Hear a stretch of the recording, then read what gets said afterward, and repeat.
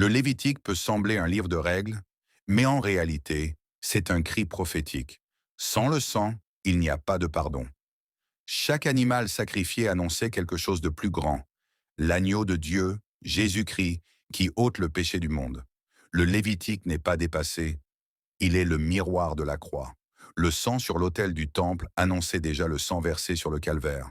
Suivons en moins de 10 minutes tout le parcours du livre de Lévitique.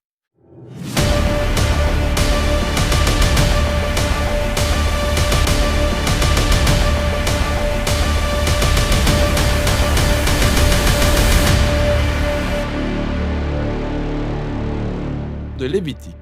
C'est le troisième livre de la Bible arrivant juste après l'Exode entrepris par les Israélites pour mettre fin à leur esclavage. Dieu les a par la suite conduits au pied du mont Sinaï où il a conclu avec eux une alliance régissant leurs relations, ce qui ne les a pas empêchés de très vite se rebeller et de rompre cette alliance, alors que Dieu avait toujours voulu que sa glorieuse présence demeure au sein du peuple d'Israël au travers de ce tabernacle, mais le péché d'Israël a compromis la relation. Raison pour laquelle, à la fin d'Exode, le livre précédent, même Moïse, en sa qualité de représentant d'Israël, n'a pas pu entrer dans la tente pour se retrouver en présence de Dieu. Le livre de Lévitique commence par nous rappeler ce problème fondamental avec cette phrase. L'Éternel appela Moïse depuis la tente. La bonne question est donc de savoir comment Israël, par son péché et son égoïsme, peut être réconcilié avec ce Dieu saint. Ce livre apporte la réponse à cette question, à savoir le moyen que Dieu offre gracieusement au peuple pécheur et corrompu de vivre en sa sainte présence. Arrêtons-nous un instant pour approfondir le principe essentiel suivant. Dieu est saint. C'est fondamental pour la compréhension de ce livre. Le terme saint veut simplement dire être mis à part ou unique. Et dans la Bible, Dieu est mis à part de tout le reste en raison de son rôle unique en tant que créateur de toutes choses et auteur de la vie elle-même. Cette sainteté de Dieu implique que l'espace autour de lui est tout aussi saint. Il est imprégné de sa bonté, de sa vie, de sa pureté et de sa justice. Alors, si les Israélites, qui sont d'une nature injuste et pécheresse, veulent vivre en la sainte présence de Dieu, ils doivent aussi devenir saints. Leur péché doit être traité. D'où le rôle du livre de Lévitique qui a une conception symétrique impressionnante.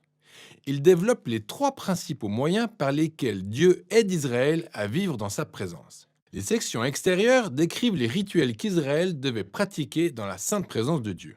Les sections intérieures suivantes se focalisent sur le rôle des prêtres d'Israël en tant que médiateurs entre Dieu et Israël. Ces sections renferment deux autres sections correspondantes centrées sur la pureté d'Israël. Enfin, en plein cœur du livre figure un rituel clé, le jour des expiations, qui est l'élément central reliant l'ensemble du livre. Le livre s'achève sur une courte section où Moïse appelle Israël à être fidèle à l'alliance. Voyons le livre plus en détail.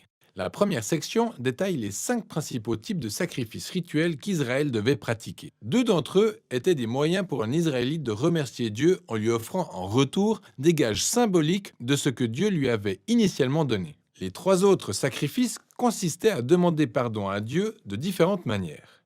Dans ce cas, un Israélite offrait le sang d'un animal tout en confessant que ses péchés ont accru le mal et la mort dans le bon monde créé par Dieu. Mais au lieu de détruire cette personne, Dieu veut naturellement lui pardonner. Ainsi, cet animal meurt symboliquement à sa place et expie ses péchés. Autrement dit, il les rachète. Tous ces rituels contribuaient à rappeler régulièrement aux Israélites ce que sont la grâce et la justice de Dieu, mais aussi les conséquences et la gravité du mal qu'ils commettaient. La deuxième catégorie de rituels concerne les 7 fêtes annuelles d'Israël. Chacune d'elles raconte un aspect différent de l'histoire rappelant comment Dieu les a libérés de l'esclavage en Égypte et conduits à travers le désert jusqu'en terre promise. Et par la célébration régulière de ces fêtes, le peuple d'Israël aurait conscience de son identité et de ce que Dieu représente pour lui. Passons maintenant aux sections sur les prêtres d'Israël. Il y a Aaron et ses fils, les premiers à être consacrés pour se tenir dans la présence de Dieu au nom d'Israël. Et dans cette section correspondante, on découvre les qualités requises pour devenir prêtre.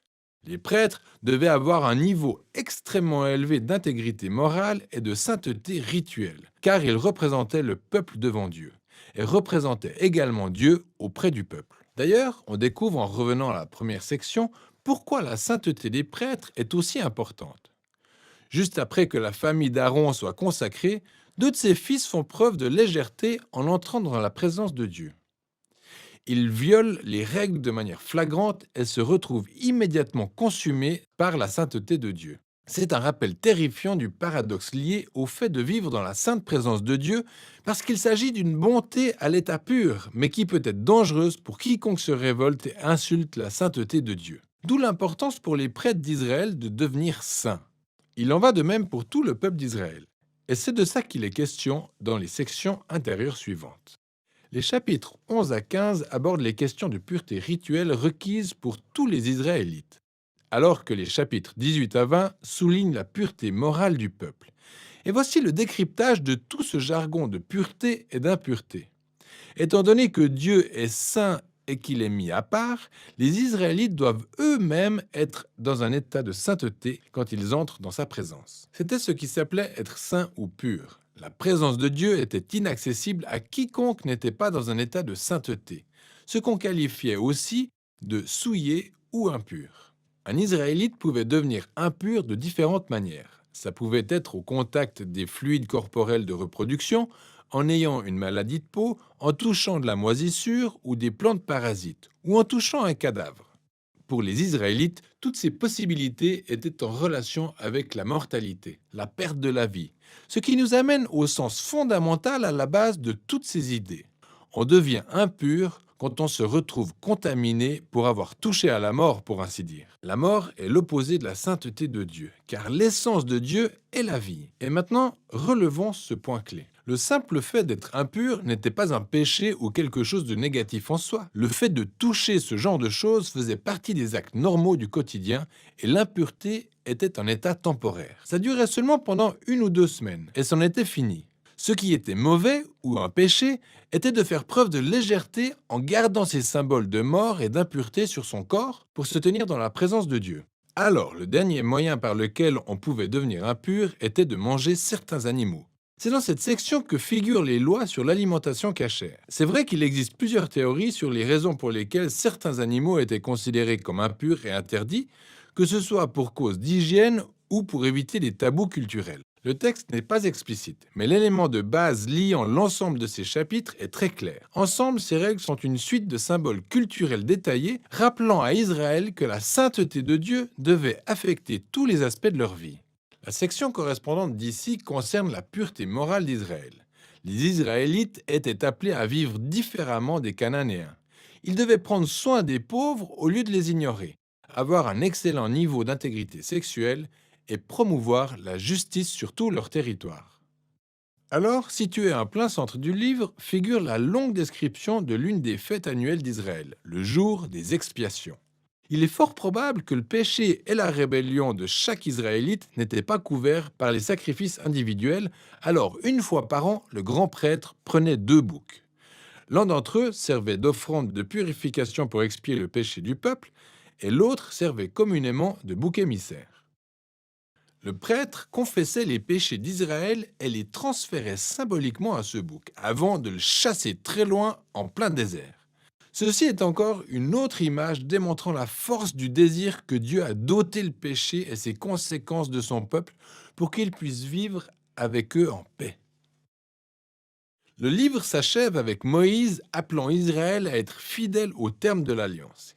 Il décrit les bienfaits de la paix et de l'abondance qu'expérimenteront les Israélites s'ils obéissent à toutes ces lois. Il les avertit aussi que s'ils sont infidèles et déshonorent la sainteté de Dieu, ils inviteront les désastres qui finiront par causer leur propre exil hors de la terre promise à Abraham. Alors, si vous êtes tenté de savoir comment Lévitique s'inscrit dans l'ensemble du récit biblique, vous pouvez lire la première phrase du prochain livre de la Bible, Nombre. Il commence par « L'Éternel appela Moïse dans la tente ». Ainsi, nous voyons que Moïse peut désormais se tenir dans la présence de Dieu au nom d'Israël. Donc, les recettes du livre de Lévitique fonctionnent. Malgré les défaillances d'Israël, Dieu leur a fourni un moyen de racheter leurs péchés pour que Dieu puisse vivre en paix avec un peuple pécheur. Et voilà ce dont il est question dans le livre de Lévitique.